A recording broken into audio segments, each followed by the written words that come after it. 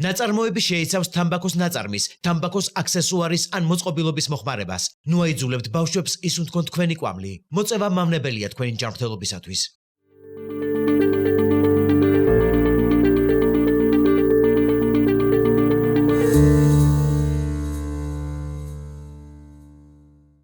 როგორია ჩვენი რძე? ალბათ, როგორც ბევრი რამ ჩვენს ირგვლივ. გვეუბნებიან, რომ ხარისხიანია ქართულია ტრადიციული ეროვნული წარმოების, რომელსაც მანამ სახელმწიფომ დაუჭირა მხარი და მერე თვითონ საწარმომ პარტიას. თან ეს რძე ცოტა მოლაქშერო მარკეტებშიც იყიდება. ცოტა ძვირია, მაგრამ ღირს მაინც შემოწმებულია, თან რაღაცნაირად ხალხთან ხარ, მაგრამ ცოტა უფრო მაღლა. თან ეს რძე გგონია, რომ სასარგებლო, კარგს უკეთებ ოჯახს, ბუნებრივ ცხოველურ ცილებს ასმევ. უბრალოდ ერთი ისაა, რომ ეს რძე ქათმის ექსკრემენტების ჭამით მიღებული აღმოჩნდა, ისევე როგორც ბევრი რამ ჩვენს ირგვლივ.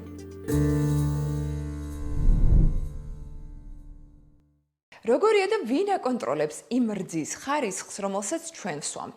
ქართული წარმოების რძის ნაწილის მიმართ საზოგადოების კითხვები მას შემდგომ გაჩნდა, რაც რადიო თავისუფლებამ გამოიძია ორ ბიზნესმენს შორის დავა და გაადგინა, რომ ლაშა პაპაშვილის კომპანია ყვარლის ბაგა ძროხებს ქათმის ექსკრემენტებს აჭმევდა, რაც ევროკავშირში უკვე დიდი ხანია აკრძალულია და მათ შორის რეგულაციები მოქმედებს საქართველოშიც. მაგრამ სასამართლო სისტემა ამ შემთხვევაში სხვა ამოცანით იყო დაკავებული.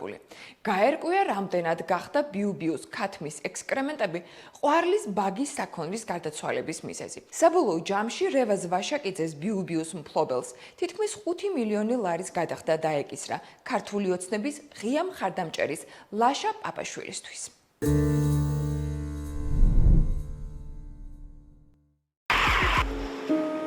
ამ ვიდეოში მოკლედ გიყვებით, როგორ მოუგო ლაშა პაპაშვილის კომპანია ყვარლის ბაგამ. კომპანია ჩირინა სასამართლოში 4,7 მილიონი ლარი. ადრე კრიმინალი მოდიოდა ქურდებით და ეხლა მოსამართლეები დაიწყეს სიარული. ეს არის თანხის გამოძალვა მოსამართლეების საშუალებით. გაჩვენებთ, რატომ აჭმევდა ყვარლის ბაგა ძროხებს ქათმის ნაკელს, რომელიც როგორც საფრთხის შემცველი ევროკავშირის ქვეყნებში აკრძალული იყო. აღწერთ, როგორ მარტივად მოაგებინა სასამართლომ თითქმის 5 მილიონი ლარი ბიზნესმენს, რომელიც ქართული ოცნების ღია მხარდამჭერია.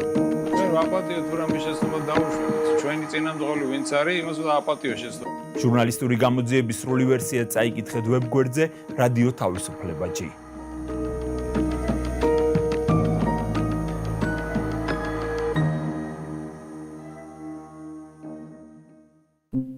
ყვარლის ბაგა უმსხვილესი საქონლის ფერმაა და რძით ამარაგებს დიდ საწარმოებს, მათ შორის სანტეს, სოფლის ნობას, აგროხავს.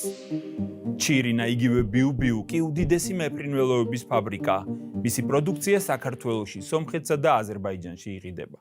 ყვარლის ბაგის მფლობელი ბიზნესმენი ლაშა პაპაშვილია. ქვეყანაში ბოლო თვეებში დაწყებული პროევროპული აქციების დარბევის დროსაც კი ის მხარს უჭერდა ქართული ოცნების ხელისუფლებას. აბსოლუტურად ევროკავშირისკენ მივდივარ. ქართული ოცნების დამსახურებაა, რომ ჩვენ ეხლა შვიდად ვართ. ჩვენი ეკონომიური ზრდა არის შეუწყვეტლად 3 წლის განმავლობაში. ჩვენ ვაპატიოთ, თუ რამე შეცდომა დაუშვათ. ჩვენი წინამძღოლი ვინც არის, იმას ვაპატიო შეცდომა. ბიზინა ივანიშვილი უკვე შევიდა ისტორიაში. აი დღეს რო დაამთავროს მოღვაწეობა, შევიდა ისტორიაში. რითი? ისტორია იტყვის, რითი, რაც გითხარი. არა, თქვენ შეაფასეთ. რომ ჩვენ ქვეყანას ომი ააცილა. ბიუბიუს მფლობელი კი რუსეთიდან 2007 წელს საქართველოში დაბრუნებული ბიზნესმენი რევაზ ვაშაკიძეა.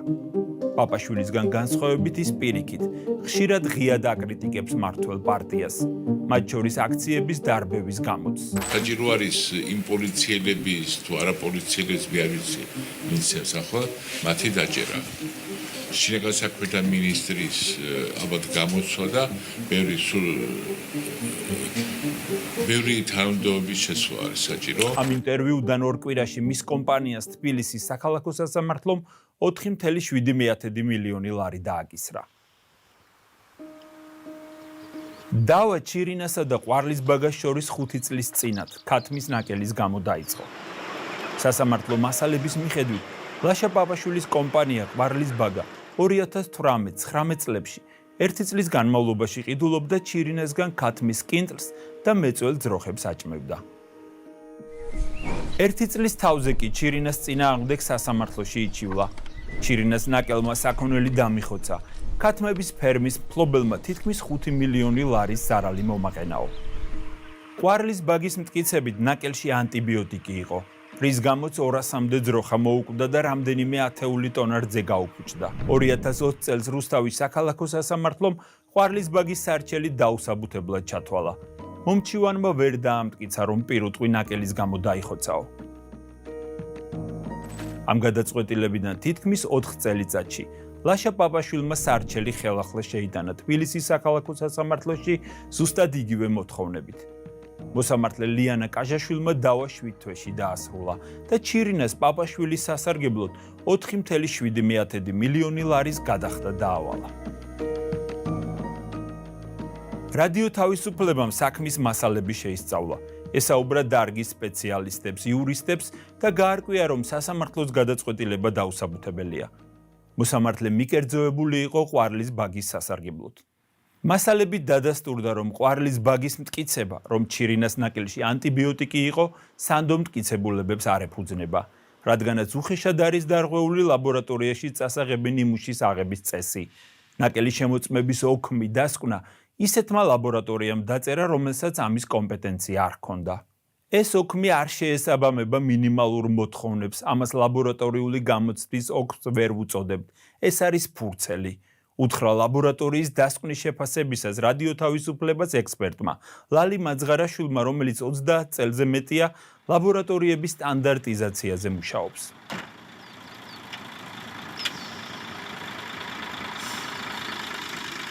ყვარლის ბაგამ არააკრედიტებულ ლაბორატორიაში მიიტანა ნიმუში ნაკელის ბოლო პარტიიდან, თუმცა მანამდე 185 სხვადასხვა პარტია ჰქონდა შეძენილი და გამოყენებული. მოსამართლემ ნაკელის ერთ პარტიაზე ჩატარებული საეჭვო კვლევა ყველა პარტიაზე გაავრცელა და მტკიცებულებების გარეშე დაადგინა, რომ ჩირინა 1 წელიწადი ანტიბიოტიკია ნაკელს ყიდ და ძროხების ფერმაზე. ანტიბიოტიკზე ტეტრაციკლინზე რომელმაც მაგათმა გააპიარეს, ანტიტროსის საერთოდ არ ვიყენებთ.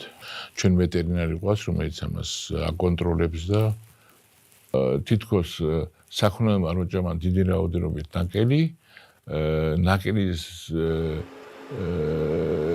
ანტიბიოტიკები მიიღო, ანტიბიოტიკებმა იმუნური სისტემა დაარღვია და ეს შეიძლება იყოს მიზეზი ამის სიკვდილის. ეს თეორიული დასკვნები არის. დახოცილი ძროხების სამედიცინო გამოკვლევის და ექსპერტიზის გარეშე მოსამართლე ლიანა კაჟაშვილმა ჩათვალა, რომ პირუტყვს ჩირინას ნაკელი მთელი წელი წამლავდა ანტიბიოტიკებით. ძროხებს ანტიბიოტიკისადმი მდგრადობა გამოუმუშავდა და სხვადასხვა დაავადებები დაიხოცნენ. ექსპერტი ვეტერინარი მიხეილ სოხაძე ამბობს, რომ ერთი ჯგუფის ანტიბიოტიკზე რეზისტენტობა არ ნიშნავს, რომ პირუტყვს სხვა ანტიბიოტიკებით ვერ უმკურნალებ. როცა ყვარლის ბაგა ძროხებს ქათმის ნაკელს აჭმევდა, ევროკავშირის ქვეყნებში ნაკელის ძროხებისთვის ჭმევა უკვე აკრძალული იყო, როგორც სასიკვდილოდ საშიში პირუტყვის და ადამიანის ჯანმრთელობისთვის. ნაკელის საკვებად გამოყენების საფრთხეები დაადასტურა ამ საქმეზე რუსთავის სასამართლოში მოწმედ დაკითხულმა სურსათის ეროვნული სააგენტოს სპეციალისტმა თეა ოშხერელმა. ინდივიდების აკრძალულია მეორე კატეგორიის მასალის, რომელშიც არის ნაკელი, მათი გამოყენება ცხოველის საკვებად და უბრალოდ კონტროლი განხორციელდება 2023 წელს. რატო არის აკრძალული ცხოველის საკვებად, მაგალითად ქათმის ნაკელის გამოყენება? რა შედეგი შეიძლება გამოიწვიოს ასეთი პროდუქტის ძროხის საკვებად გამოყენება? Trebuie momentan isnăm salmonella შეიძლება მოხდეს, salmonellozის დაინფიცირება შეიძლება მოხდეს აქედან თუ არის რაიმე ან სხვა ნებისმიერი არ არის აუცილებელი სხვა ნებისმიერი პათოგენი შეიძლება მოხდეს და დაბინძურება ამ ნაკელის და შემდგომ ის გადავიდეს სხეულში და გახდეს სხეულის რაიმე დაავადების მიზეზი. სააგენტოს წარმომადგენელმა სასამართლოს უთხრა, რომ ნაკელის ძროხის საკვებად გამოყენება 2023 წლიდან საქართველოშიც იკრძალება. ქათმის კინტლი იაფი პროდუქტია. ყვარლის ბაგა ჩირინას 1 კილოგრამ ნაკელში 5-6 თეთრს უხდიდა. იმ დროს თუნდაც ქერის საშუალო წლიური ფასი დაახლოებით 10 ჯერ ძვირი, 1 კილოგრამი 50 თეთრი იყო. სასამართლოში ფერმის ვეტერინარმა პირდაპირ თქვა, რომ 1 წლის განმავლობაში ძროხებს ისე აჭმევდნენ ნაკელს, რომ ლაბორატორიულად ერთხელაც არ შეუმოწმებიათ. ჩირინასგან მიღებული პროდუქციის შემოწმება თუ ხდებოდა პერიოდულად? მაგას ვერ თავიდან არ ხდებოდა როგორც ვიცი, მაგრამ მე უკვე რადგან პრობლემები დაიწყო, მე უკვე შეამოწმეს, რადგან ჩვენ შეთანხმების საფუძველზე ვიცოდით, რომ არ იყო იქ არაფერი ასეთი. სასამართლოს მასალების მიხედვით რძეში ანტიბიოტიკის ნარჩენი ყვარლის ბაგის კლიენტებმა სანტემ და სოფლის ნობათმა აღმოაჩინეს და რძე უკან დაუბრუნეს. მასალების მიხედვით 1 წლის განმავლობაში 2018-19 წლებში კლიენტებმა ბაგის რძეში დაახლოებით 10 ჯერ იპოვეს ანტიბიოტიკის კვალი. კანონით ძროხების კვება და მიღებული რძის ხარისხი უშუალოდ ყვარლის ბაგის პასუხისმგებლობა იყო. სასამართლომ ჩირინას დააკისრა 1 წლის მანძილზე დახოცილი 200-მდე ძროხის და გაფუჭებული რძის საფასური, 1,7 მილიონი ლარი და ამას დამატებული 3 მილიონი ლარი. მიუღებელი შემოსავალი, რომელიც დახოცილი ძროხებისგან ყვარლის ბაგას მომავალში უნდა მიეღო. ლაშა პაპაშვილმა რადიო თავისუფლებას ინტერვიუზე უარი უთხრა. მისთვის გაგზავნილ ჩვენს კითხვებს და მის პასუხებს სრულად ამ გამოძიების ვრცელ სტატიაში ნახავთ. პაპაშვილი წერს, რომ მართალია იმ დროს ევროკავშირის ქვეყნებში აკრძალული იყო ძროხების ნაკელი თკვება, მაგრამ ქათმის ნაკელი პროტეინის იაფ წყაროდ მიიჩნევა და თანაც ბევრი ქვეყანა დღემდე იყენებს კინდრს პირუტყვის საკვებად. პაპაშვილი ამბობს, რომ არააკრედიტებულ ლაბორატორიას იმიტომ მიმართა, რომ იმ დროს ის ერთადერთი იყო, რომელიც საქართველოში ასეთი ანალიზის გაკეთებას დათანხმდა.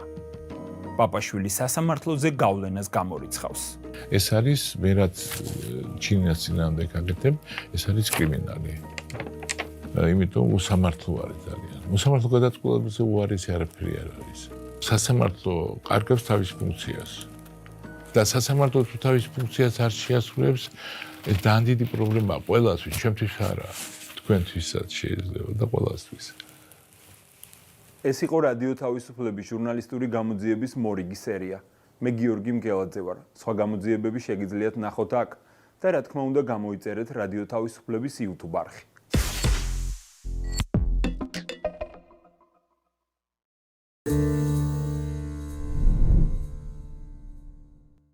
ბიზნესი და პოლიტიკა გადაჯაჭვულია ბევრ ქვეყანაში, მაგრამ ჩვენ ბუნებრივად საქართველოს მეტად გვაღელვებს. გვაღელვებს ადამიანები, რომლებიც სიმართლისთვის, ღირსებისთვის და ტრადიციების გაგრძელებისთვის იბრძვიან, მაშინაც კი, როდესაც ბიზნესიც და პოლიტიკაც მათ წინააღმდეგია.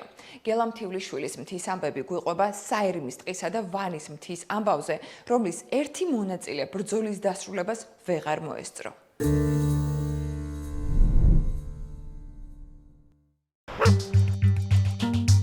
შეიძლება გაეცნოს ვიღაცას რაში აინტერესებს მილიონერს შენი რაღაცა ქოხი, ხო? მაგრამ ის ქოხი უფრო ტკბილი და გემრიელია, ვიდრე 5 ვარსკვლავიანი სასტუმრო ჩემთვის. ბატონო, მდიდარი ინვესტორი ადგილობრივი მოსახლეობის წინააღმდეგ. ჩემი მაპაპისეული ადგილი არ და ვერ დავთვალ ამ ადგილს. უბრალოდ ვერ გავიმეტებ ამ ადგილს, რომ გავყიდო. აი შემოღობეთ და ბაბუა ჩემის იყო და ორი კაცი udასტურებს, რომ ბაბუა ჩემის იყო, კი, ლობიოს ერთად ჩამთ რაღაცები და ხო ვიცით როგორც ხდება და რაც ხდება, ხო? ვისი მხარე უჭირავს ივანიშვილის ხელისუფლებას, როცა მკვიდრი მოსახლეობისა და მილიონერის ინტერესები იკვეთება. კოლხოზე გადაყოლილია რაიონზე, ზეთ თუ დაინახავენ და თუ მიხვდებიან. რა ხერხს იყენებს სისტემა უბრალო ადამიანების ჩაგვისთვის? რაის გადაღამადებს მეუთხარი და 6-დან 9 წელიწადი თაღლითობის მუხლი და სისხლის სამართალი. უნდა დაათმოდა დავწმენება რამეთ. რა ბრალდებას უყენებს მილიონერი ადამიანებს, რომლებიც 100 წელზე მეტია დღეს იცავენ? აი იცით ვის არ უნდა ასა მაგმეურნეობის და სარეგულაციო ფორმის გადაკეთება? არჩვია, გატყაული არჩვია. რა? ხა. შინაურთ ხა. და როგორ ექცევა თავად მილიონერის ხვის საკუთრებას, ჩვენ საკუთრებას, სახელმწიფო ქონებას? ეს კამერა უნდა გათიშოთ აქ. რატომ უნდა გავთიშო? იმიტომ რომ კერძო საკუთრებას იღებ. ახლა კერძო საკუთრებაში ვდგავა? ხო იგივე წეღა. სად ვიდე? აი რა ქვიათ? საირმის ფეოდალის ახალი გრანდიოზული იდეები რამდენიმე მუნიციპალიტეტის ტრადიციულ საძოვრებზეც გავრცელდა. მაგას წოუღია თერი გურიერთებით. აბა თაში თუ არ გამაჩერენ, ბარში არ გამაჩერენ, სადაც უყარ მესაქონელი. ინვესტორის ნება კანონია. სად არის კანონი გარემოს დაცვის შესახებ? იქ კურორტის განვითარება პრაქტიკულად შეუძლებელია. სამთო სათხილამურო კურორტი ანადგურებს ალპურ ზონებს. სისტემა საირმის მკვიდრების წინააღმდეგ.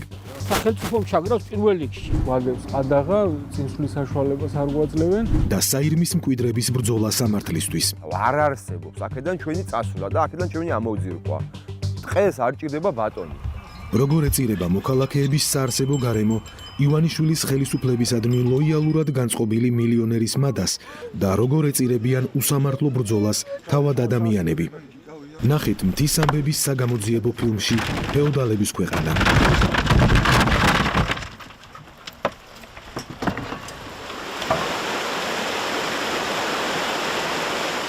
ბრძოლა არის წართვება უნდა ასე გამოდის აბა. სახელმწიფო ჩაგრავს პირველ რიგში. 55 წლის ასაკში ვარ და ჩემი მეხსიერება რაც დაიწყო აქ ვარ გაზრდილი. გებია და ბაბუ აქ ცხოვრობდნენ. საუნდა წასულიყავი უკეთეს ადგილზე, მოვდიოდი აქ. ჯერ ბავშვობიდან მამას ვეხმარებოდი ფუტკარში. მერე ცხელი წყლის ჭაბურგელი რო ამოვიდა და ცხელი წყალი წამევიდა ბავშვობაშიც აქ ვიყავი. ო და რავი, თელი ზაფხულის განმავლობაში დინარეში ვერთობოდი, თევზაობდი. და ვიყავით რა აქ ოჯახით, ბებიასთან და ბაბუასთან ძირითადად. აქ გავიზარდე კი. გელას ოსელიას ბაბუა საირმის მოსაზღვრე სოფელ უდაბნოში 1947 წელს მეტყევედ მიავლინეს. მეტყევის სახლში გატარებული 3 წლის შემდეგ დაქორწინდა და თავისი სახლიც ჩადგა. ოჯახის გამრავლებასთან ერთად ახალი სახლებიც აშენდა. მაგილაზე იყო დაწერილი, აგერ იქნება საწერვა, რომელიც წელს აშენდა ეს სახლი. ო და გადავფრთხილოთ აგერ და ვნახოთ. ბატონო, იცი. შეგედე 1985 წლის 14 აგვისტოს რო არ ცხოვრობდითო, გეიგეცი და ყვარჭამოვარდით და ყვარდევეცით პირდაპირ კურორტ სავზე 31 წელიწადი ჩემი აქ დაოჯახებიდან მოსული და ბაბუა ჩემის და 50 წლის 1950 წლიდან აქანე ცხოვრების მანძილზე ერთი კაცი არ მოსულა და არ უთქვია რომ რატო ცხოვრობთ აქ. მაშინაც და ახლაც გელას ოსელიას ოჯახი მეფუტკრეობით იყო დაკავებული. რაფერი იყო იცი, გაფორმებული ჰქონდათ ებიას და ბაბუას, მაგრამ მერე შვილებმა აღარ გეიფორმენ. პერიოდი იყო ისეთი, რომ რაც მინდაო, აღარ გეიფორმო, ვიწაგვართებ ჩვენი არის. დრო შეიცვალა კანონებიც. 2019 წელს მიწის რეგისტრაცია კიდევ უფრო გამარტივდა. სახელმწიფო მოქალაქეებს შესაძლებლობა მისცა ნაკვეთი თუ მას 2007 წლამდე ფლობდნენ, მაგრამ საბუთები ამა თუ იმ მიზეზით არ იძებნებოდა, მუნიციპალიტეტის მიერ გაცემული ცნობის საფუძველზე დაეკანონებინათ. გელამ მამაპაპისეული ნაკვეთისა და სახლის დარეგისტრირება გადაწყვიტა. კანონი რო გამოუშენ, არხი რო დარბის, ადგილების გაფორმება რაღაცა და ვიკითხე და ასე და ასეო გამევიდაო კანონიო, რომელიც 2007 წლამდე ცხოვრობდა და სახლი აქვს და მეურნეობას ეწევა, არის სპონტანურად გაიოლებული საქმე და შეგიძლიათ გაიფორმოთო. საჯარო რეესტრმა საკუთრება 410 კვადრატული მეტრის საბუთების წარდგენიდან რამდენიმე თვეში საკითხის დეტალურად შესწავლის შემდეგ დაურეგისტრირა. მალევე შუამავალი მიუგზავნეს. გელას ნაკვეთი კურორტ საირმის სპა ცენტრიდან სულ რამდენიმე მეტრშია. ახალი შეთავაზება სწორედ კურორტის მეპატრონისგან მოდიოდა. თუ დათმობთ ამ ადგილსო, გადაგიხდითო, გინდა თანხა მოითხოვეთო, გინდა ადგილსო სადმე გამოგიყოფთო და იქ კოტეჯი აგიშენებთო. უთხარი მაგაზი ახლა ჩემთან არ უნდა მოსულიყავი, ვერ შეველევი ამ ადგილს თელებავშვობა აქვს გატარებული და მეუთხარი მაგ საკითხზე არ შემაწუხოთ. უარის შემდეგ გელა ბაღდათის მერმა დაიბარა. ინტერესი არისო რა თქვენი მიწების მიმართო, რომ კურორტის განვითარების მიზნითო უნდაო თემურ კოხოძესო თქვენი ტერიტორიაო და თუ დათმობთო და მიყიდითო მორიგდებითო რა. ჩემი მამაპაპისეული ადგილი არ და ვერ დავთმობ ამ ადგილს. უთხარი რომ ვერ დავთმობ მაგ ადგილს, რაფერაც არ უნდა დამიჯდეს, აცერაც არ უნდა დამიჯდეს, აქანე თანხაზე არაა საუბარი. უბრალოდ ვერ გავიმეტებ ამ ადგილს, რომ გავყიდო. შემდეგ ზარი უკვე პროკურატურიდან იყო. აღმოჩნდა, რომ გელას ოსელიას წინააღმდეგ სატყეო სააგენტოს მოთხოვნით საქმე აღუძრავთ. მოსარჩელე ამტკიცებს, რომ მიწის ნაკვეთის სატყეო ფონდის კუთვნილებაა. სანამ სატყეო რეკონსტრუქციას გააკეთებდა სატყეო საზღვრებისას, ჩვენ აქ ცხოვრობდით. სახლიც ჰქონდა, ფუტკარიც ჰყავდა და შვილებიც ჰყავდა კიდე ახალე. ჩემი შვილები არის უკვე მეხუთე თაობა და შვილი მყავს უკვე მე. სახელმწიფო გელას ოსელიას თაღლითობას აბრალებს. იმ მიწის მიტაცებას, რომელზეც მისი ოჯახი ჯერ კიდევ იქამდე დასახლდა, ვიდრე მეორე მსოფლიო ომის გერმანელი და რუმინელი ტყვეების მიერ საირმეში პირველი სანატორიუმი აშენდებოდა. ბევრად იმაზე ადრე, ვიდრე კურორტი ნაციონალური მოძრაობის დეპუტატს, მილიონერ თემურ კოხოძეს სიმბოლურ ფასად გადაეცემოდა. კურორტიდან არის კილომეტრი და 900 ჩვენი სახლი. აქ ჩვენი გზა იყო და ეხლა ამ გზით ვსარგებლობთ, მაგრამ და ანუ სახარო გზა იყო, სახარო გზას უძახით მეტრანახევარი ფართის და ამათმა დააფართოვეს მერე. და ეხლა მშენებლობა რო დაიწყო, ზევით დაიწყო, ამოიჭრა ჩასხმა ბეტონის ქვევით და შესაბამისად ჩვენ ხელს არ გვიშლილა და უფრო მოხარული ვიყავი, რაღაც ატრაქციონი კეთდება და ტურისტის და ხო ხდები, ეხლა აი მოხარული ვარ, თუ რამე გაკეთდება ხალხისთვის, მაგრამ მერე მთაში წავედი და რო ჩამოვედი, აი ეს რო დამხვდა, ეს უკვე არ მომეწონა. ამ ჩაგიკეტა. ხო, ახლა ნუ ფეხით დავდივარ, არ არის პრობლემა, მაგრამ დავდივარ ცხენით გადავაადგილდები. ბარგი მარჯვენა მხარეზე, მარცხენა მხარეზე აქვს მოკიდებული. კიბეზე ცხენი არავა, იქ ტროსებია. შეფერხებაა რა. გათვალისწინება არ იყო. აქ რაგბის ნუ ცხენით გავდივარ ეხა ეგ და გამოედება ამას მოაჯირს და რა ვიცი რა გადის რა მომენტ ეხა ის არ არის რომ აი შეუძლებელი გასვლა, მაგრამ არის დისკომფორტი, ერთგვარი დისკომფორტი არის აქ გასვლა რა ცხენით. ფეხით ესე კიბეს ხმარობთ, ესე დავდივართ, ცხენით აი ესე დავდივართ. მესხიები ხუმრობენ, რომ საირმის დღეს ნადირზე უკეთესად იცნობენ. პროკურორმა 100 წელიო ცხოვრობდითო, მანდო კაცი არ შეხებიათო და ეს კერძო საკუთრება რა საჭირო არისო რა. და კიდე იცხოვრეთ მეორე 100 წელი ვინ გაგაგდებთო, ვინ შეგედავებათო და ეს კერძო საკუთრება რა საჭიროა, ამის დასტურიო რა, დოკუმენტიო. ხო და კი გაეცინა ჩვენ ეს ამ შემოთავაზებაზე ხა რავი. ბავშვი არ ჭამს ახლა მაგას და რა ვიცი, ესეთი უსამართლობა ხდება რა ჩვენს თავს. სატყეო გამოუშვა, აღწერეო, რამდენი ხე არისო და ანუ დათვალენ ხეების დიამეტრების სიმაღლეები კუბან მეტრობაში გამოიყვანეს და დაგვითვალენ ზარალი, რა ზარალი მივაყენეთ, ანუ კვადრატობა მიწა და ხე ზარალია, რომელიც ბაბუაჩემის დარგულია 99% ნიგზებია, კაკლებია და მსხლები. ეს ხეხილი, ხო, ჩვენ სახელმწიფოს ვაზრალეთ რომ გავიფორმეთ. აი ჩემი წინაპრის დარგულ ხეებზე გეუბნები 50 ძირი ხე არის, სულ ზოლში ჩაყოლებული. თაგვმა აიტანა დარგო? მესხიებს სახელმწიფოსთვის 156,000 ლარის ზიანის მიყენებას ედავებიან. რომ გავიფორმე 2021-ში მირეკავს ქუთაისიდან ერთი პიროვნება და მე გამომძიებელი ვარო და დაბარებული ხართო თქვენ თაღლით თუ რაღაცა გებდაბათ ბრალზეო რომ გაგიფორმებიათ მიწა ზეწოლის და ასეთი რაღაცა და გამშვიფრდი რომ მე ვთქვი რა ეს 9 წლიანი მუხლი საიდან რისთვის თაღლით თუ რატყოთ გაფორმებულიო და სასამართლო არისო და პრობლემა არა ჩავედი ხო და დამიყადაღეს ეს მიწა და მე ვთხარი მე აქ ვთესავ დათესილიც ქონდა ჩვენ ერთი 200 ძირი პამიდორი ქონდა კიტრი კვახები და სიმინდი და მე ვთხარი აქ ვთესავ კაკალი მაქვს მე ვთხარი აქ მოყავს ერთი 4 მეშოკი კაკალი 4-5 დათმა თუ არ მომასწრო ხო და კაცო თქვენო ყველაფერი ჭამეთო იკვებეთო დათესეთ მოიყვანეთ წაიღეთ ოღონ გაფორმების საკითხზე გითხრეს თავი შეიკავეთო რადოღი ხარშება აქ მესხიებს საირმის მეზობლად ტაბოცეთში რთული რელიეფის სოფელში სანიმუშო მეურნეობა აქვთ ასე აგრძელებენ ისინი წინაპრების საქმეს საირმის სულგუნსა და თაფლს სახელი სწორედ მათმა გვარმა გაუთქვა რომელიც აქ მე-20 საუკუნის დასაწყისიდან ცხოვრობს როცა იმერეთის ტყიან ფერდობებში ჩამჯდარ საირმეს კურორტის სტატუსიც არ ჰქონდა ეს პამიდრები ამ დამსახურებისთვის მათ ბაბუას ღირსების ორდენი გადაეცა ოჯახს მთავრობასთან თავად ბაღდათის მერიამ ჯერ კიდევ 2015 წელს უშუამდგომლა რომ მათთვის მიწის ნაკვეთი კერძო საკუთრებად დაერეგისტრირებინათ აი რაც მაქვს ქონება ეს რო ავწონოთ 90% არის ესა საქონელი და ბუტკარი და არავის არ უაცოდებ თავს, რომ აი რაც უდათა ვარ, მოდი შემხედე ტყეში ვწვალობ. ეს მიყვარს და მიტო ვაკეთებ ამას. მე ამას კი არ მშია და მიტო კი არ ვაკეთებ. ეს მიყვარს, ეს სისხლში მაქვს. არავის არ უაცოდებ თავს და არავის არაფერს არ ვთხოვ.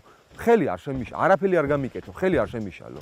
მე მივხედავ ჩემ თავს და რასაც ვაკეთებ და რა შემოსავალი გვაქვს, ბავშვებსაც ვდით და ნორმალურად ვართ რა, თავზე არ გადავგდის, მაგრამ არც გვაკლია, კარგად ვარ.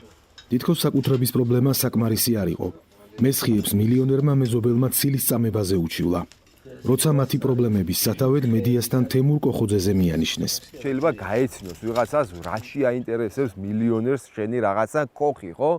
მაგრამ ის ქოხი უფრო ტკბილი და გემრიელია ვიდრე 5 ვარსკვლავიანი სასტუმრო ჩემთვის. აი ეს ქოხი. და იქ პატარა მაგიდაზე გაწყობილი ჭადი და ყველი უფრო გემრიელია ვიდრე ბარეო რესტორანში. ჩვენთვის ეგრე არის. ხო და ზოგს გაეცინება ეს რაში უნდა იფხელა ქონების პატრონს, მაგრამ საერთო სურას თუ შევხედავთ, რავი, მისგანაა შეზღუდვა, მეტი არავისგან. აი შემოღობეთ და ბაბუა ჩემის იყო და ორი კაცი უდასტურებს, რომ ბაბუა ჩემის იყო, კი, ლობიოს ერთად ჩამთ რაღაცები, ნუ ეგ ხო ვიცით როგორც ხდება და რაც ხდება, ხო? არანაირად ხა მე რა ვიცი, მე ყველაზე ერთ-ერთი ყველაზე გვიან გავიგებავი, რომ ამ ადამიანებს გამოძიება იყო დაწყილი და ასე შემდეგ. თქვენი კომპანიიდან არ ყოფილა საჩივარი სატყეო სააგენტოს მიმართ, რომ ამ ხალხს უკანონოდ ქონდა დაუშვათ რეგისტრირებული. არა მგონია, ჩვენ არ დაგვიწერე არაფერი. არა, გამორიცხულია. თქვენ არ დაგიწიათ ეს დავა? არა, გამორიცხულია, ახლა მაგ ხალხზე როგორ დავწერე ამას მიუხედავად იმისა, რომ თქვენი კომპანიის ხელმძღვანელები არ უჩივიან ამ არა. მაგრამ ჩვენ მოვიპოვეთ დოკუმენტი, რომლის თანახმადაც კურორტ საირმის წარმომადგენელი ოთარ გაჩიჩილაძე უჩივის საირმის მცხოვრებ ვეფხია მესხიას თითქოს მან სასტუმროს უკანა ტერიტორიაზე მიწის ნაკვეთი თვითნებურად დაიკავა. ეს კიდევ ერთი საჩივარია, რომელიც კურორტმა საირმემ ვეფხია მესხიას წინააღმდეგ შეიტანა. ის მესხიების საფუტკრეს ეხება, რომელსაც პატრონმა ნადირისგან დაცვის მიზნით ეკლიანი მავთული შემოავლო. კურორტ საირმეში გამოვცხადდი შეტყობინების საფუძველზე, სადაც დაგხვდა კურორტ საირმის წარმომადგენელი ოთარ გაჩიჩილაძე. მისი განმარტებით მან აღმოაჩინა, რომ ნაკვეთი, რომელიც ეკუთვნის სატყეოს, არის თვითნებურად შემოკავებული დაუფლების მიზნით და აღნიშნულ ფაქტზე ითხოვს რეაგირებას. არ არის შორს ის სასტუმროდან და თუნდაც ცოტა შორიც რო იყოს. ეხლა ჩვენ ვიცით, ახლა მე ვერ ვიტყვი, რომ მანდამაინც რა ქვია, ვეფხო მესხიას, რომ მანდამაინც ის გააკეთებდა, მაგრამ იქ ხალხი ამოდის, მერე იწყება ცეცხლის დანთება, ღრეობა, წვადების შეწვა, რაღაცები და ამას დავუკვირთ, რომ ხანძარი არ გაჩნდეს ტყეში და თუ ხანძარი გაჩნდა საირმის ტყეში, იქ აღარც სასტუმრო დარჩება, მერე აღარც კურორტი დარჩება, არაფერი არ დარჩება. მილიონერი ბიზნესმენი საირმის ტყეს გადაწვისგან იმ ხალხისგან იცავს, ვინც ამ ტყეს მე-19 საუკუნიდან მოყოლებული პატრონობს. აი ეს არის ჩემი არქივის საბუთები. რომელი წლის საბუთია ეგ? 1900 წლის. ბატონ ციური, რას ადასტურებს ეს დოკუმენტი, რაც არქივიდან ეს ადასტურებს, რომ ბაბუა ჩემი 1900 წლიდან იქ რომ ცხოვრობდა, მნიშვნელობა ჰქონდა ძალიან მისამართის საირმე. ციური ფიფიას კურორტს დეპუტატი რომ დაეპატრონა, გულმა რეჩხი უყო და ეს თავისი 1900 წლით დათარიღებული დოკუმენტი სხვა საბუთებთან ერთად კოხოძეს საკუთარი ხელით გააცნო. უხმოდ შეიკითხა ყველაფერი ეს კომლის შემადგენლობა ესენი ყველაფერი წაიკითხა. რომ მეთქვი აზე იყოს, რომ არ შეეხოს, რამე თქვა, მაგრამ ქეხედა მაინც ქეძე იყო და წაღებული აქვს ნახევარზე მეტი დაჟე. მშვიდობის ფეხი შემოსულიყო. ციური ამ სახლის აღსადგენად ბანკში სესხის ასაღებად მივიდა. სწორედ იქ შეიტყო, რომ მის სახლკარს ყადაღაედო. და მე არ ვიცოდი რა ის ყადაღამადებს, მე უთხარი და რასო და საირმის მიწებზე გავდეთ ყადაღაო. მე კი დაგვიბარეს ქუთაისშიდაც და დიდძალი ზარალი მიგვიყენებია საირმისთვის ჩვენ თურმე. 6-დან 9 წელიწადი თაღლითობის მუხლი და სისხლის სამართალი. დირეციდივისტი დავდიოდი, ბაღდადში ამწოდნია ჩემი თავი მე თვითო. სისხლის სამართლის საქმე სულ 15 ოჯახის მიმართ აღიძრა. ყველა მათგანს თაღლითობას ედავებიან, რაზედაც სასჯელის 6-დან 9 წლამდე პატიმრობაა. პროკურატურის ზეწოლის შედეგად 6-მა ბრალდებულმა არჩადენილი დანაშაული აღიარა. საპროცესო გარიგების შემდეგ მათ ნაკვეთები სახელმწიფოს დაუთმეს. პირობითი კი არა, მეთქი რომ დაგხრიტოთ გამორიცხულია, ამის საერთოდ დათმობა არ არსებულია. ეს არ არის ჩვენთვის რაღაც მატერიალური ქონება, რაღაც ფულად ქცეული. ეს არის ჩვენი ისტორია. აქ 7 შვილი გაიზარდა, შვილიშვილები, სულ ყველა აქ ვართ გაზრდილი. და ამ ყველაფერს ვერც გავყიდით, ვერც ვერავის ვერ ვაჩუქებთ და ვერ დავთმოთ. ეს გამორიცხულია, სანამ ცოცხლები ვართ. დათმეთ ეს ადგილები და თქვენზე არც დევნა იქნება, არც არაფერი. და ხუთმა პიროვნებამ თუ არა ვცდები დათმო დანარჩენები, როგორ დავთმო? აქ დავიბადე ქვია, გავიზარდე და როგორ შეიძლება დავთმო? მე ვერ დავთმო. აღიარეთ რომ ჩაიდინეთ დანაშაულიო და კარგად ბრძანებოდით და მოგიხსნით ყველაფერს. რა უნდა ვაღიარო, რაც არ ჩამიდანებია, რა უნდა ვაღიარო. რო ვცხოვრობდი, ის უნდა ვაღიარო, არ ვცხოვრობდი, თქვა? აქ რო გავიზარდე, უნდა ვთქვა რომ არ ვცხოვრობდი, აქანე თქვა? და რატომ დათმეთ მერე? ის დავთმე მარმენიებდნენ პროპაგანდურაში და სამეცალა მარიანის არგვენ. უნდა დათმო და დავთმე მერე, აბა რამეთ. პირობითიც მომცეს, პირობითიც მე ვიხადე. სამერბინ ამ ქუთაისსა და ბაღდადშია. მივდივარ დღისდღენ, მირერავენ ჩამოდი. იატოვე საქმე წადი. შემოვძანდეთ. სახლი ეხლა მაიას აქვს ავარიულ მდგომარეობაში ძალიან ფაქტურად იქ ვერ ცხოვრობს და ნაქირავებში ცხოვრობს. მაია ფიფი ამ გირაოსთან ის გადასახდელად ბანკიდან სესხი აიღო. ციური ფიფიაც ნაქირავებში ცხოვრობს და ეს ხალხი დარჩა ბოლომდე საბრძოლად, იმიტომ რომ წარმოუდგენელია იმათვის ეს ბრალდება და იმ მიწების დათმობა, რომელსაც თვლიან მამა-პაპისეულ მიწებად და არის კიდეც რა, მთელმა ბაღდათმა იცის და მთელმა ბაღდათმა იცის ეს ხალხი ვინ არის, რამდენად ან ვინმეს რა წარსული აქვს და როგორი პატიოსანი ხალხია. იცის ყველა მიწის. იცოდნენ მერიის თანამშრომლებმაც, ნუგზარ და ბესიკ ბილაშვილებმა. მათ გასცეს ცნობა, რომ ფიფიები, მესხიები და თოლორდავები დანამდვილებით საირმის მკვიდრი მოსახლეობა იყო და მამა-პაპისეულ ნაკვეთებსაც ფლობდნენ. პირველი სწორედ სახელმწიფო მოხელეები დააპატიმრეს.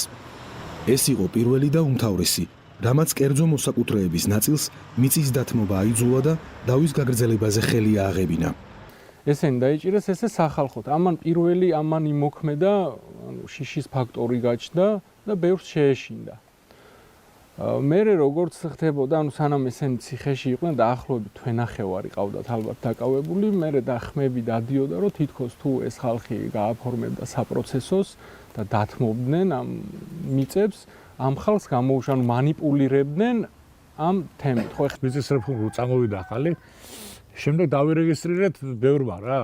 კანონიერად სრულიად როგორც ხდება, მე შევხვდათ დედახო ჩემ ფიფიას ხალი იყო. 33 მიასცეთ. მე ნახევარი გავუყავი ძმისშვილს, ნახევარი შვილს მივეცი, რომელიც გერმანიაშია და იმeno აშენეს ეს სახლი, ახლა რო თქვი რომ ნახეთ. თოლორდავების მიმართ სახელმწიფოს იგივე პრეტენზია აქვს. თითქოს მათი კუთვნილი ნაკვეთი სატყეო ფონდის საკუთრებაა. არსებობს ორი დოკუმენტი, ორივე სატყეო სააგენტოს ეკუთვნის. პირველი, რომელიც გამოძიების დაწყებისთანავეა გაცემული, ამბობს, რომ ამ ხალხის მამა-პაპისეული ნაკვეთები ტყით საერთოდ არ არის დაფარული, ან მხოლოდ ნაწილობრივაა. მეორე დოკუმენტი პირველს სრულიად ეწინააღმდეგება. მეორე ცხრილი სისხლის სამართლის საქმეში ბრალის წარდგენის შემდეგ გაჩნდა და ამბობს, რომ ეს მიწები ტყით სრულად არის დაფარული. პირველი დოკუმენტის თანახმად, გელას ოსელიას კუთვნილი ნაკვეთი ფართობით 1095 კვადრატული მეტრი 2011 წლის მდგომარეობით საერთოდ არ არის ტყის ფონდში. მეორე წერილით სრულად ტყით არის დაფარული. ფიფიების 2800 კვადრატული მეტრი ნაკვეთიდანაც ტყის ფონდში პირველი წერილით არც 1 კვადრატული მეტრი არაა. მეორე წერილით სრულად ტყის ფონდში ექცევა. პირველი წერილით გოგა თოლორდავას კუთვნილი 1454 კვადრატული მეტრიდან ტყის ფონდში მხოლოდ მესამედი ექცევა. მეორე წერილით მთლიანად. სატყეო სააგენტო არ განმარტავს, რატომ და რის საფუძველზე შეცვალა მონაცემები. მაგალითად, გელას ოსელიას ერთ-ერთი ნაკვეთი სატყეოში საერთოდ არ არის, 0 წერია. და ბოლო ტომში, როცა უკვე ყველა საქმეს, როცა მე ჩვენ ბრალდებულებით გავხდით და საბოლოო ტომი როცა შეიქმნა, იქ გაასწორეს ეს ცხრილი და აქაც მთლიანად სატყეოს შეიყვანეს. მაგრამ ჩვენ გვაქვს საქმეში პირველად მოწოდებული ცხრილი. ოფიციალურად, რა თქმა უნდა, არის საქმეში გვაქვს ესენი ყველაფერი. ბრალდებულთაგან ზურაბ თოლორდავა ის გამონაკლისი იყო, რომელსაც სასამართლო მგირაო არ შეუფარდა. მთელმა ბაღდათმა იცის, რომ ისტორიკოსის, სკოლის დირექტორის, მხარეთმცოდნეობის მუზეუმის ხელმძღვანელის ბაბუა სოფელ მამანეთში 1900 წელს ჩამოვიდა და გუმბათიან სახლში 12 შვილი გაზარდა. და ამბე რაიმე რო დაგაბრუნო წარმოუდგენელი თქვა დაზე რო არ ახარ ისეთი. ასეთი ხუნა განცდა. როგორ საქმეა? ცხოვრებაში ამ ქონე ამ დაგვარი საერთოდ არაფერი. და გაცხადე თაღლითად და აფერისტად რა. ამ დროს ეს ბაბუასოული ადგილები იყო, გაფორმებული კანონიერად და 33 მეასეძე ლაპარაკი. განა 3 ჰექტარზე და 30 ჰექტარზე. როგორ საქმეა? აი ამ ამბების შემდეგ დამეწყოს ყველაფერი. ხო განიცდი ახლა კაცი, შეხება მქონია პროკურატურას, პროკურატურა. ჩემი გადამასწრება სკოლაში ვასწავლდი, მე მუზეუმში მუშაობ და გიბარებე სასამართლოში და მუხლი თაღლითობის რაღაცები და ჩემთვის წარმოუდგენელია ეს. როგორ საქმეა? იმ სახელმწიფოს და იმ სტრუქტურას და იმ სისტემას რა უთხარი ადამიანის უფლებებს რო არ იცავს და პატიოსან ხალხს წლების სასამართლოში ატარებს და აღმოჩნდა რომ თურმე ცხოველების დამცველი და ბუნების დამცველი არის და უნდა გააკეთოს რაღაც რომ დაიცვას ცხოველები. მე არ მჯერა ამის. მილიონერი თემურ კოხოძე საირმის ტყეს თითქმის მთლიანად 13202 ჰექტარს ნახევარ საუკუნიანი იჯარით დაეპატრონა. თითქმის იმიტომ, რომ მის მფლობელობაში ჯერ კიდევ არ შედის ადგილობრივი მოსახლეობის პატარ-პატარა ნაკვეთები, რომლებიც პროკურატურის ზეწოლისა და სისხლის სამართლის პასუხისგებაში მიცემის მიუხედავად არ დათმეს. კოხოძის გაცხადებული მიზანი აქ სამონადირეო მეურნეობის მოწყობაა. მოსახლეობის გაცხადებული შიშიკი იმას უკავშირდება, რომ მდიდარი მეზობელი მათ უამრავ პრობლემას შეუქმნის, პირველ რიგში გადაადგილებას შეუზღუდავს. აი ეგ წყარომდე გავალ და მე სხვისია. აი ესეც სასამართლოში ხოდებს ახლა ეს საქმე. ხო, იქ ვერ გამოვივილი, გზას დამიკეტავენ. და მე მინდა ყველა მაგ ზოგი თევზაობს ანკესით დადის. ზოგი გაივლის გამოივლის, აქ ქვეყნის ხალხი მოდის, ყველას აუგრძალავენ. იყო ასეთი თქმა რომ არავის არ აუგრძალავთ, მაგრამ როცა გაიფორმებენ, აგიგზალავენ კი არა. ხვალ და ზეგ რა მოხდება აქ და ვინ მოვა არ ვიცი და მოვა ოფიციალურად კაცი და გეტყვის ან რავი ან სამონადირეო მეურნეობა ან რაღაც ტყეპარკი ან არ ვიცი ან ჩემი საკუთრება ტურიზმი მინდა განმავითარო და დატოვე ტერიტორია შესყიდული მაქვს ან იჯარით მაქვს და გაგიშვებს ხო და მირჩევნია ვიყო კერძო მესაკუთრე და აი მქონდეს რკინის საბუთი ასე რომ ვთქვათ რა პრობლემები სახვალიოც არ არის კურორტის ადმინისტრაციას შეზღუდვები უკვე დაწესებული აქვს. გზელგორი არის, აი ნათელი მაგალითი არის. ვერ მივდივარ, ვერ მოვდივარ, ვერც მანქანით, ვერც ცხენით. იმას თუ მეტყვის, ჩემი გაჭრილია გზა და მანქანით შენ რატო უნდა იარო? ცხენით ხო დავდიოდი მანამდე, ფეხით ხო დავდიოდი. ეხა რატო არ მაქვს უფლება გავიარო? დაკეტილია ჭიშკარი. აი როთხოვო გამიშვი, მივდივარ გზელგორში, არ გაგიშვებენ. კერძო საკუთრება ვერ გაგატარებო. სხვა შესაძლებელი არა აქვს. ტყის კოდექსის მიხედვით საერთო სარგებლობით ტყის სარგებლობის უფლების შეზღუდვა არ აქვს არავის. ეს ნიშნავს, რომ ნებისმიერ ადამიანს შეუძლია იმყოფებოდეს ტყეში და თუ ის არ მოიპოვებს რამე რესურსებს, ტყეს არ ჭრის, ხე-ტყეს არ ჭრის, დასვენების, რეკრეაციის, სოკოს შეგროვების, კენკრის შეგროვების და ასე შემდეგ მიზნით თავისუფლად შეუძლია ნებისმიერ ტყეში იყოს და ეს საქმიანობა განახორციელოს. კერძო ტყეშიც კი, კერძო ტყის პატრონსაც კი არ აქვს უფლება შეუზღუდოს ადამიანებს ასეთი ფორმით ტყით სარგებლობის უფლება. მით უმეტეს სამონადირეო მეურნეობის ლიცენზიის ფლობა ასეთ უფლებას არ იძლევა და თუ ლიცენზიის პირობად არის, მით უმეტეს ეს შეუძლებელია. მიუხედავად იმისა, რომ ლიცენზიის ერთ-ერთი მთავარი პირობაა, საირმის ტყეში გადაადგილება არ შეიზღუდოს, შეზღუდვა არათუ მომავლის პერსპექტივაა. არამედ რეალობაა დღეს და არა მხოლოდ გლეხებისთვის, მედიისთვისაც. კერძო ტერიტორია გადაღება. ეს კერძო ტერიტორიაა, გზაა. გზა არ არის. აი ეს არის კერძო ტერიტორია. მე სად ვდგავარ ახლა? კერძო ტერიტორიაზე ვდგავარ? ერთი წამი. კერძო ტერიტორიაზე ვდგავარ? რაზე მიხდი ბოდიშს? არ შეიძლება. კერძო ტერიტორიაზე ვდგავარ? არ შეიძლება გადაღება. რა არ შეიძლება? ეს სადაც ვდგავარ, კერძო ტერიტორიაზე ვდგავარ, გზაზე? რატომ ესაუბრები? გადაღებას მიშლი და რა უფლებით მიშლი? დის ამბების ჯგუფი ახლა კურორტის საირმის წინ, ბაღდათი აბასთუმნის დამაკავშირებელ სახელმწიფო გზაზე დგას. ეს კამერა უნდა გათიშოთ აქ. რატომ უნდა გავთიშო? იმიტომ რომ კერძო საკუთრებას იღებ. ახლა კერძო საკუთრებაში ვდგავარ? ხო იდეთი წელა. სად ვიდე? აი ვინ გითხრათ? კამერა დგას იქ, ვისი ეს კამერა? თქვენ ვინ ხართ? მე ადმინისტრაციული დირექტორი ვარ კურორტის. რა გქვიათ? სად გავივართ? სად წახვედით? დაცვის სამსახურს აბეზარის სტუმრების თავიდან მოცილებაში კურორტის დირექტორიც ეხმარება. სულ რამდენიმე წუთში დირექტორი მეპატრონისგან იღებს ნებართვას, ხელი ჩამოგვართვას. მე ირაკლი გოგოძე ვარ, სამონადირო მოვლენების დირექტორი. ასევე წეღა რატომ გაიქეცთ? ესა კურორტი ადმინისტრაციული დირექტორი. ირაკლი გორგოძე ისე იქცევა, თითქოს დღეს პირველად შეკვდა და 5 წუთის წინ ვიღაც სხვა იყო ტერიტორიის დატოვებას რომ გთხოვდა. აქ სადმე გამაფრთხილებელი ნიშნები გითხრათ კერძო ტერიტორია რომ არის? კერძო ტერიტორია შემოსასვლელიდან მთლიანად. ეს გზაც კერძო ტერიტორიაა? არა. აბა რომ შემოხვალთ იქ? ირაკლი გორგოძევი აღმოჩნდა იმ სამონადირეო მეურნეობის დირექტორიც, რომელშიც მალე არჩვი და ირემი უნდა გაამრავლონ. ხო ხართ სამონადირეო მეურნეობის დირექტორი. აი ირემი საიდან უნდა შემოიყვანოთ? მაგას რამე გადამწყვეტი მნიშვნელობა. რა თქმა უნდა. არ მგონია. იმიტომ რომ თქვენი როგორ არა, თქვენი ინვესტიციის ერთ-ერთი მთავარი პირობაა. კი ბატონო. ხო და საიდან მოგყავთ ირემი, აბა მითხარით. არის რატოა ეგ მნიშვნელოვანი ვერ ხვდები რა. თუიცით მითხარით. რატოა მნიშვნელოვანი ვერ გავიგე. ერთ-ერთი მთავარი პირობაა. ლიცენზია მე ხო არ მოგცეს, თქვენ მოგცეს. ხო და რატო უნდა იყოს ეს ხალხი? აი გეკითხებით რომ რა საიდან მოგყავთ ირემი თქო. უპირობოდ იცით რომ შეასრულებთ ამ ვალდებულებას? ხო და როგორ აბა მითხარით. გამოქვეყნებულია საჯაროა ეგ ინფორმაცია როგორ და ხო ამოგიღოთ დოკუმენტები მანქანა. არა, დოკუმენტები მეც ფლობ მაქვს რა. საკითხაოდ მაქვს საკითხული ყველა დოკუმენტი ბევრი საჯარო მოხელისგან განსხვავებით.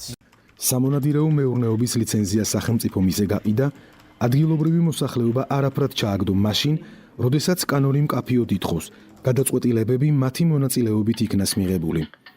გარემოს დაცვის საკითხებთან დაკავშირებული გადაწყვეტილებების მიღებაში მონაწილეობის უფლება უზრუნველყოფილია კანონით. ყოველი მხარე უზრუნველყოფს საზოგადოების მონაწილეობას გადაწყვეტილების მიღების პროცესში. ბაღდათის მერი გვიმტკიცებს, რომ ასეთი შეხვედრა გაიმართა და მას საირმის მკვიდრებიც ესწრებოდნენ.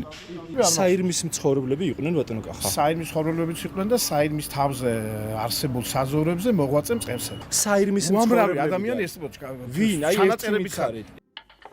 ეს ჩანაწერები მთისამბებმა ბაღდათის მერიიდან, იმერეთის გუბერნატორის ადმინისტრაციიდან და გარემოს დაცვის სამინისტროდან წერილობით გამოითხოვა. სამი უწყებიდან ერთი მტკიცებულებაც კი ვერ მოგვაწოდეს, რაც დაადასტურებდა, რომ საჯარო განხილვები ნამდვილად შედგა და მასში ადგილობრივი მცხოვრებლები მონაწილეობდნენ.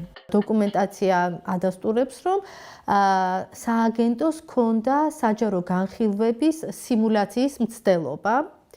იყო ესე ვთქვათ შიდა შეთანხმება გარკვეულ პირებთან, რომ ყოფილიყო მოწვეული მათთვის საჭირო ადამიანები, რომლებიც შექმნიდნენ საჯარო განხილვის იმიტაციას.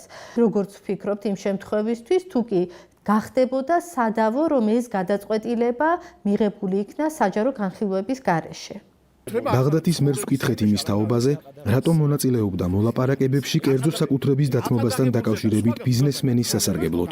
მე ვიყავი, დიახ, კი, დაშლაშია სოციალიზმის დაბარება. პატრონის სასარგებლოდ თქვენ ისთვის ხართ მოსული, თქვენ ისთვის. ეგეც ხომ მაგას უკავშირდება. თქვენ ისთვის ხართ მოსული სამი. მაგას არ უკავშირდება. თქვენ ისთვის ხართ მოსული გამაგებინება. რომ ეგეც რაზე?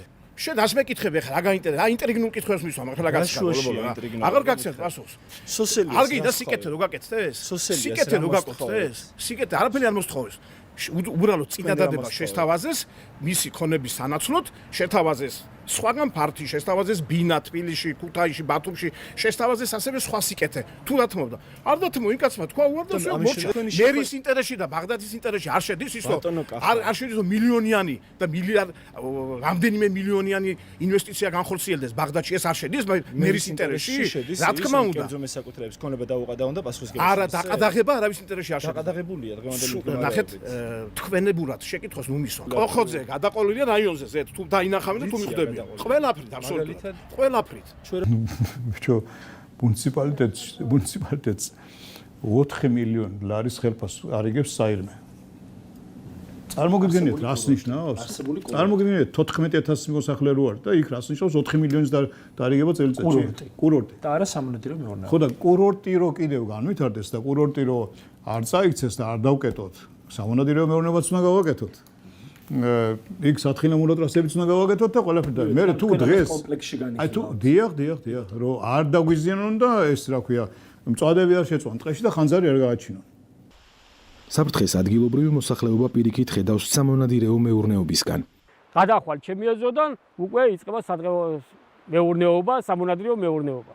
აი ეხა სადაც ვდგავარ, აი ამ ბილიკის შიგნით არის ჩვენი ეზო. ამ ბილიკის გარეთ ეს უკვე სანადირო მეურნეობაა.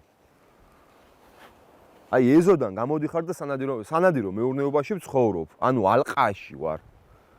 როგორ, რავი ეხა სად თოფისროლა და ნადირზე ზდევა და ტყვიების წუილი და სად ცხოვრება ეხა და სად ტურიზმი და სად სეირნი ეხა საცხენოსნო ტურები მაქვს მე ზაფხულზე და ხდებით და დავდივარ რა ამ გზებზე ამ ბილიკებს და სილამაზეებს ვანახებ ხალხს და რავი მე მგონი უფრო რაღაც საფრთხის შემცველი არის აქ ბავშვების იქნება ყველაფერი იქნება და მე რომ მორბისა რომ ისვრის რა ვიცი სად გეიქცევა ის ბრმატყვია ხო შეიძლება ადამიანს მოხდეს ხანში მოხდა ესეთი ამბავი, რომ ბუჩქი გაინძრა და ესროლა და მოკლა კაცი.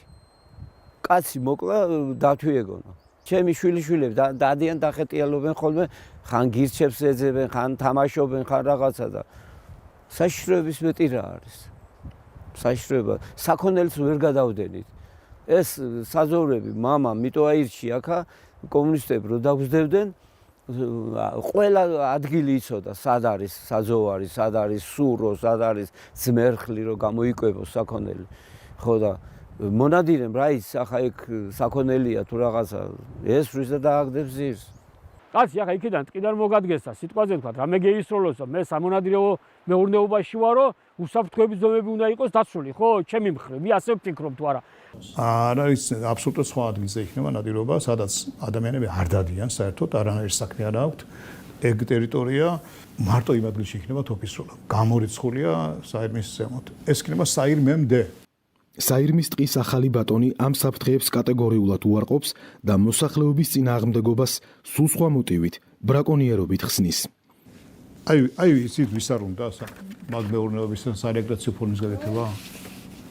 აი ეს არის ის. ვებხია ეს? გაცხოველია თუცნო. არა სამცხორ, მე მონადირი არა ვარ, არც ბრაკონიერი მithumetes. არჩია, ბატყაული არჩია. თქვენ უფრო გეცოდინებათ. ხო, არჩია სამონადირო გამოცდილებას. აი რატო შემოღობა მე იქ რომ მწვადები და ცეცხლი გააჩინოს ტყეში და მე მგონი ჩვენ ამ ქვეყანაში ცხოვრობთ და ყველამ კარგად ვიცით რომ რიცი დამთავრდება მე მან მწვადი შეწვა და ტყის გადაწვა და ნამდვილად არჩია? ეს ნამდვილად არჩია? ეგ არა, ესა. ცხოვრს გავსეს, ხო? ესა. შეიძლება იმის მოკლა არ უნდა მოკლა, ხო? არ უნდა მოკლა. ის თუ მოკალი უკვე ბრაკონიერი ხარ. რა არის ეს? თხა. შინაური თხა. კი. რომის დაგვრეთ შეიძლება? კი, რა თქმა უნდა, რა თქმა. შეიძლება შევწდეთ რომ რამე არჩვის ის კონდეს? არა. ცუდი სურათია, ეჭვი არ არის, რომ ეს არჩი არ არის. შემორჩენილი ბეწვის მიხედვით შეგვიძლია ვთქვათ, რომ ეს შინაური თხა ძალიან დანამდვილებით ეჭვის გარეშე. ეჭვის გარეშე. თავრობის განკარგულებით საირმის სამონადირეო მეურნეობას სარგებლის მომტანი უნდა იყოს ბაღდადის და ვანის მოსახლეობისთვის. ახალი სამუშაო ადგილები შეიქმნას, ტურისტებისთვის მიმზიდველი გახდეს. დღეისათვის ქვეყანაში სულ 15 სამონადირეო მეურნეობაა. როგორია პრაქტიკა? თისამბებმა ორწლიანი სასამართლო დავის შემდეგ მოიპოვა ინფორმაცია ველური ბუნების სააგენტოდან. ლიცენზიები სამონადირო მეურნეობების მოსაწყობად გაიცემა მოთხოვნილ ტერიტორიაზე არსებული სანადირო ფაუნის ყოველგვარი წინასწარი აღრიცხვისა და შეფასების გარეშე. პრაქტიკულად ბრმად. შედეგად ბოლო 20 წელიწადში შექმნილმა სამონადირეო მეურნეობებმა არანაირი, თუნდაც მცირე პოზიტიური შედეგი არ მისცა ქვეყანას. მე ვფიქრობ, რომ ეხა სანადირო მეურნეობები არის იზოლირებული კლუბები, რომელშიც პატრონი და პატრონთან დაახლოებული ვთქვათ პიროვნებები ну იქ თავის რა ვქვია მხოლოდ ისინი აწარმოებენ ნადირობას ან არსებობს შესაძლებელი მიხვიდე და უზარმაზარი ფასი უნდა გადაიხადო იმისათვის რომ ლეგალურად ინადირო და ამის შესაძლებლობა ძალიან ბევრ მონადირეს არ აქვს შესაბამისად ჩვენ გვაქვს დღევანდელ დღეს ის გარემოება როდესაც მონადირები გადიან და ბრაკონიერობენ იმ პირობებში როდესაც დაცვა ძალიან შესუსტებულია სახელმწიფოს მხრიდან კაცი, რომელსაც არჩვით ხისგან ვერ გაურჩევია, ვალდებულებას იღებს საირმის ტყეში წითელ ნუსხაში შეყვანილი ორი სახეობა მოამრავლოს. რამოდენიმე მიმართულებით მუშაობთ, მათ შორის დაღესტანიდან გადმოყვანაზე. ირმის. ეგ ჰაბიტატი ბორჯომხარაგაულის ეროვნული პარკის მიმდებარე საირმის ტყისთვის შესაბამისია. ხო და აი გეუბნებით, რამოდენიმე მმართველობით მუშაობთ გარემოს დაცვის სპეციალისტებთან ერთად, როცა ჩვენ გვექნება იმ ირმის თქვათ თავისი საბუთები, გენეტიკა შემდეგ მე არა ვარ ექსპერტი ამ საქმეში და ბოლომდე ვერ შევალ, თუმცა ვსწავლობ ახლა და 1-2 თვეში მეცნიერება კარგად. აი დავდივარ გამოფენებზე და ვსწავლობ. როგორც კი გვექნება გენეტიკა ამ ირმების და არჩევების, ამის შემდეგ შესაძლებელია გადმოყვანა. თუ გადმოვიყვან და ეს არ იქნება იმ გენეტიკის, რაც არის იქ გავრცელებული, მაშინ ტყეში გაშვების უფლება არ აქვს. მაშინ ის შემოღობილში უნდა ყავდეს და ტყეში ვერ გაუშვა. მაგრამ ირმის მოშენება თავისთავად იმ საშენს ცალკე ლიცენზია სჭირდება, კიდევ დარწმუნებული ვარ იცით ეგ ამბავი, მაგრამ ირმის მოშენება არის ლიცენზიის ყველაზე მთავარი პირობა მათი ბუნებაში გაშვების. მე ხომ მაგარი საქმეა. საიდან აპირებთ? ხო გითხარით კაცო. დაღესტნიდან? არა მარტო, უამრავი შემოთავაზება გვაქვს, მუშაობთ. ხო და ეს სადრე ინდივიდების მოპოვებაც შეზღუდულია. კი, რამდენი ხარირემი უნდა იყოს, რამდენი ნუსხაშია და რადგან ლიცენზიის მთავარი პირობაა ირმის მოშენება და მისი ბუნებაში გაშვება. ანუ ჯერ არ გაქვთ ესე იგი. ცოტა მოგვიანებით. არა. ეხლა მუშაობ. შეიძლება რომ ვერ განახორციელოთ ეს პირობა? არა, განახორციელებთ, რატო ვერ განახორციელებთ? ამ პროექტის განხორციელებისთვის ლიცენზიანტი ვალდებულია არანაკლებ 4 მილიონი ლარი დახარჯოს. სამრადირო მეურნეობა რატო შეიძლება უნდოდეს ადამიანს და ლიცენზია უნდოდეს ადამიანს, ეგ კიდე ცალკე ამბავი არის და ეგეც კიდე ცალკე ასე ვთქვათ ხაფანგი არის საქართველოს კანონმდებლობის. შესაძლებლობა ჩვენი კანონმდებლობით რომ დიდი ფართობის ტყე ავიღო, არის ის რომ აუქციონზე ვიყიდო სამრადირო მეურნეობის ლიცენზია და მე თუ მინდა იქ სულ არ გავაკეთებ ნადირობას. ეგ უკვე სხვა ამბავი არის რა. ხო და შესაძლებელია ამ შემთხვევასთანაც გქონდეს ადგილი. სამონადირეო მეურნეობის ლიცენზია რომ ფიქციაა და სინამდვილეში ბიზნესმენს მხოლოდ ტყე სჭირდებოდა, ამას თავადაც არ უარყოფს. იჯარით ვერ ავიღებთ, იმიტომ რომ არ არის კანონმდებლობა მაგას არ გაწევს მაგის საშუალებას და გავიტანეთ აუქციონზე და ავიღეთ ლიცენზია და მივიღეთ ეს ტყე და მე ტყუილად ხო არ ავიღებდით. სამონადირეო მეურნეობის გასაკეთებლად და რეკრეაციული ფერმის გასაკეთებლად უბრალოდ. ეს ყველაფერი კომპლექსში მე არავითარ შემთხვევაში არ დავხარჯავ იქ ათეულობით მილიონს. თუ ხედავ რომ ვიღაცემა იქ შეიძლება გადამიწვან საერთოდ ის ტყე და დამიტოვონ მარტო ის სასრიალო ტრასა, ან გვერდით შეიძლება რაღაცა ქოხები ამიშენონ, არ შევალობაში. სასრიალო ტრასა, რომელსაც თემურ კოხოძე ახსენებს, მისი სხვა ახალი პროექტის ნაწილია. 2024 წლის aprilში საქართველოს მთავრობამ მას საირმის თავზე ბაღდათისა და ვანის მუნიციპალიტეტებში 1000 ლარად თითქმის მთელი მთა გადასცა. ეს მიწაც ნახევარი საუკუნით, პირდაპირ მიყიდვის ფორმით, აუქციონისა და ყოველგვარი კონკურენციის გარეშე. მაგას წოუღია თერი გურიის მთებით. საქართველოს მთავრობის განკარგულება სახელმწიფო საკუთრებაში არსებული უძრავი ნივთების კურორტ საირმისთვის პირდაპირ მიყიდვის ფორმით პრივატიზების. საქართველოს იმპერიის მთავრობა ხავს, მე გამყიდო დღეს კილო-კილოდ.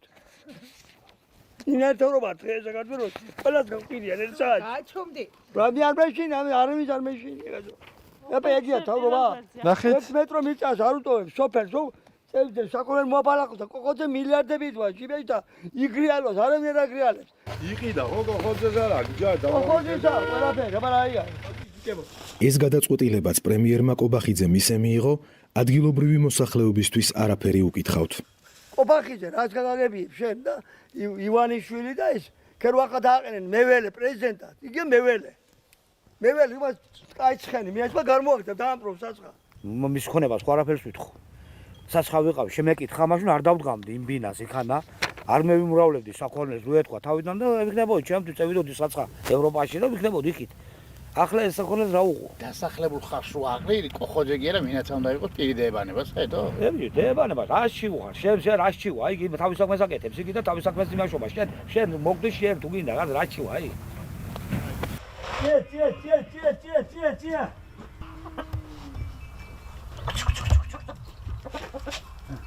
შალვა თეოდორაძემ საზღვარგარეთ 5 წელი ფიზიკურად იმუშავა, რომ ოჯახიც ერჩინა და 5 სული ძროხაც შეეძინა. თაში ჯერ სხვა მწყემს მიეკედლა. როცა 40 სულამდე ავიდა, საკუთარი პატარა ხის ბინაც ჩადგა. ყველს და სულგუნს საფხულში მთაში ამზადებს და შემოდგომაზე ნაწარმი მარში ცხენით ჩამოაქვს. საგლახავთ იგდეს ხალხი მოუმატეს იგი 35 ლარი პენსია რა არის და ხორცს ვერ იყიდეს ადამიანი და აი წამლებში არ ყოფნის და რა არის მაგი შემეიარო ახლა მთელი სოფლები შემეიარო 200 ლარს ვერ იშოვე მე ახლა რომ დამჭირდეს მაგის იმედი მაქვს რომ თხა მყავს გავყიდო ღორი მყავს გავყიდო რაცხა გავყიდო და კარები არ მაქვს და ფანჯარა არ მაქვს სახში ახალი აშენებული სახლი მაქვს რაცხა ნაძვალები დავარებებ თავს კაცო ბოლო ახლა ამ საქმიანობას აბა რა ვქნა აბა მთაში თუ არ გამაჩერენ ბარში არ გამაჩერენ სადაც მოყარ მესაქონელი რაც იქნება ის იქნება და მე რაღაცას მოვიფიქრებ ან წავალ სადმე საზღვარგარეთ და ანაცხას ვიზა ასე რომ მემეგროვებია 4-5 წელი ვიმუშავე თურქეთში ეს საქონები რომ მემეგროვებია რაღაც 2 კაპიკი წელში ვარ გატეხილი ნაშრომი მაგრამ რა ვქნა ვანის ალპურ საძოვრებს მიმდებარე სოფლების მკვიდრი მოსახლეობა ასობით წელია იყენებს ეს საქმიანობა მათი შემოსავლის ერთადერთი წყაროა. როგორც კი სოფლებს არ ექნება ზაფხულის საძოვარი, რომელიც არის ეს მთა განსაკუთრებით საირმის მიმდებარე ტერიტორია, ჩემი სოფლის ესე ვთქვათ, აგრეთვე საძოვრად ითვლება და ჩვენ ყოველთვის პატარობიდან მახსოვს, როგორ ემზადებოდა სოფელი, რომ საქონელი გაეყვანათ მთაში. ასე ამბობენ, მთაში მიყვავს საქონელი. ეს არის ის მთა, საირმის მთა, რომელსაც უყურებთ ჩვენ ზუსტად ჩემი სოფლიდან, ეს ამაღლების ზემოთ არის პატარა სოფელი ინაშაური. თუ ჩვენ აღარ მივეცით ამ ხალხს საერთო საძოვრებით სარგებლობის საშუალება, ჩავთვალოთ, რომ სოფლები აღარ იარსებებენ, რაც არის ყოველად დაუშვებელი საქართველოს სიამოვნებით. ალპური საძოვრებით 4 მხარის ფერმერები სარგებლობენ: ვანის, ბაღდათის, ჩოხატაურისა და ადიგენის მოსახლეობას ტერიტორია საუკუნეების წინ აქვთ განაწილებული. კოხოძისთვის გადაცემული 1400-მდე ჰექტარი იმერეთის საძოვრებს თითქმის მთლიანად მოიცავს. კუთლებს, საპრაშელებს, სულორლებს, რომანეთლებს, გორელებს, სეინდრელებს, ამაღლებლებს, ტიხაშხოვლებს, სალხინოვლებს, შვამთელებს. ეგი აქით, გარაღმა, ჩოხატაურლებს, ფოთელებს. საინვესტიციო პირობების თანახმად ახალ მიწათმფლობელს ევალება ამ მთაზე 750 ნომრიანი სასტუმროები და სათხილამურო ტრასები მოაწყოს. იქ არის დაახლოებით 4000-5000 ჰექტარია სულ დაახლოებით. საძოვრებისთვის სჭირდებათ ალბათ 1000 ჰექტარი. ანუ გაცილებით დიდი რაოდენობაა იქ თქვათ მინდვრები, მაგრამ კურორტს შეიძლება დაჭირდეს სულ 100 ჰექტარი. სადაც კურორტი განვითარდება, იქ რა თქმა უნდა საქონელსაც როხას არ შეუშვებთ, მაგრამ ზაფხულში ვისრას ან ზამთარში გვერავდნენ, თორე ჩვენ რა ხელი შეგვეშლება არანაირი, პირიქით. გზები ექნებათ ასასვლელი ნორმალური, ზაფხულშიაც წავლენ და ზამთარშიაც წავლენ და თუ კი კიდე ვინმე ექნება სურვილი რომ მაგარი ფერმა გავაკეთოთ, მე იმათთან ერთად მაგარ ფერმას გავაკეთებ და რა ვიცი, ყველანაირ პირობას შევქმნით, რომ გაცილებით უკეთეს პირობებში იცხოვრონ და აკეთონ თავიანთი, მეწარმეები ვინც არიან, აკეთონ თავიანთ საქმეს. სამთო სათხილამურო კურორტის განვითარება, სადაც მიწას მოიზომავ, ყველგან შესაძლებელი არ არის. მაგალითად, ვანის საძოვრებზე თოვლი დიდხანს არ ჩერდება და სათხილამუროდ თითქმის უვარგისია. გარდა ამისა, ექსპერტები ალპურ ზონაში ასეთი პროექტის განხორციელებას კანონსაწინააღმდეგოდ მიიჩნევენ. იქ კურორტის განვითარება თავის კლიმატური პირობებიდან გამომდინარე პრაქტიკულად შეუძლებელია. ის არ არის ზამთრის კურორტი. ის გამორიცხულია, რომ გამოყენებული იქნას ამისთვის. კი უნიკალური ადგილებია, ალპური ზონაა, მაგრამ ალპური ზონა მოითხოვს ჩვენი კანონმდებლობით, ისევე როგორც ნებისმიერი საერთაშორისო კანონმდებლობით, მათ შორის ბიომრავალფეროვნების კანონმდებლობით სერიოზულ დაცვას. სამთო სათხილამურო კურორტი ანადგურებს ალპურ ზონებს. ეს ყველასთვის მისაღები, ყველასთვის გასაგები მომენტია. ამიტომ ნებისმიერი ქმედება და ჩარევა ხელუხლებელ ალპურ ზონაში არის პრობლემა. საირმის ტყისა და ვანის მთის ამბავი იმ ტენდენციის გაგრძელებაა, როგორ ჩაგრავს სახელმწიფო პატარა ადამიანებს დიდი ფეოდალების ინტერესების სასარგებლოდ. არღვევს მათი საკუთრების უფლებას. მათგან ფარულად არიგებს ტყეებს, რომლითაც ეს ადამიანები საზრდოობენ. აშინებს და ატერორებს ადამიანებს, რომლებიც აქამდე სასამართლოში ნამყოფიც არ არიან. აიძულებს არარსებული დანაშაულები აღიარონ და თავისუფლება ნასესხები ფულით შეინარჩუნონ. დაჩაგრული ადამიანების ერთადერთი დამცველი კრიტიკული მედია და არასამთავრობო ორგანიზაციებია. სისტემა ცდილობს რიგითი მოქალაქეების უკანასკნელი იმედი დრაკონული კანონებით მოსპოს და ფეოდალებს ველი მთლიანად მოუსუფთავოს. მთის ამბებმა საირმის საქმის გამოძიებაზე 3 თვე იმუშავა. ფილმის დასრულებამდე თემურ კოხოძემ მესამე სარჩელიც შეიტანა. ადგილობრივ მკვიდრ ვეფხია მესხიას მილიონერი ამჯერად Facebook-ის დახურულ ჯგუფში გამოქვეყნებული პოსტისთვის ედავება. არის ღვთაებრივი ნეტარება? სოფლისთვის საკმარისი თავშესაქცევი იქნებოდა. რამდენი თავისუფალი დრო აღმოაჩნდა მდიდარი კაცის იურისტების არმიას, მაგრამ სამხიარულოდ საქმე აღარ წაუვიდათ.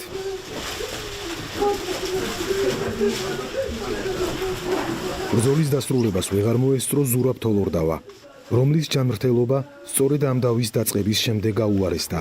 კაცი, რომელიც მთელი ცხოვრება თავის ქალაქს ემსახურა, ცხოვრების ბოლოს თაღლითად გამოაცხადეს. სიკვდილის შემდეგ კი ოჯახს შეუთვალეს, რომ ზურაბ თოლორდავას ბაღდათის საპატიო მოქალაქის სტატუსს მიენიჭებენ.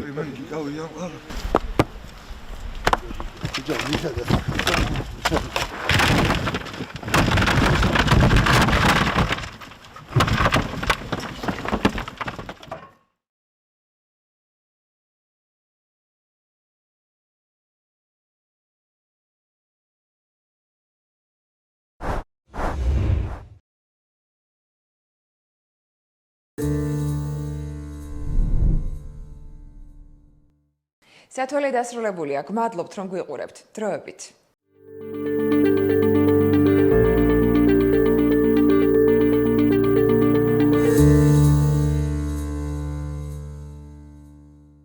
ნაწარმოები შეიცავს თამბაქოს ნაწარმის, თამბაქოს აქსესუარის ან მოწყობილობის მოხმარებას. ნუ აიძულებთ ბავშვებს ისუნთქონ თქვენი კვამლი. მოწევა მავნებელია თქვენი ჯანმრთელობისათვის.